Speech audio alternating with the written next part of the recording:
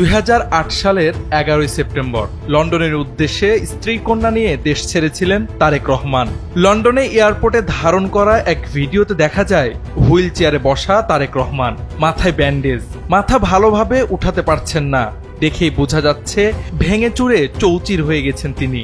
সাথে মলিন মুখে স্ত্রী জোবাইদা রহমান ও কন্যা জাইমা রহমান। এ দৃশ্য তারেক রহমান, খালেদা জিয়া ও বিএনপির জন্য ছিল এক ভয়াবহ অভিজ্ঞতার চিত্র।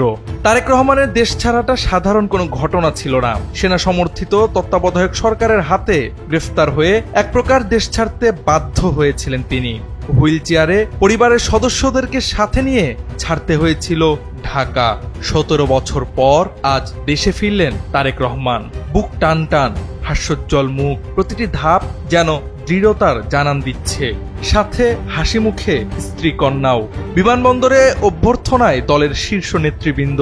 বিমানবন্দরের বাইরে সারিবদ্ধ লাখ লাখ নেতাকর্মী। শুধু নেতাকর্মী নয়, প্রেসিডেন্ট জিয়াউর রহমান ও 3 বারের প্রধানমন্ত্রী খালেদা জিয়ার পুত্র বিএনপির ভারপ্রাপ্ত চেয়ারম্যানকে দেখতে পথে ভিড় জমিয়েছে সাধারণ মানুষ।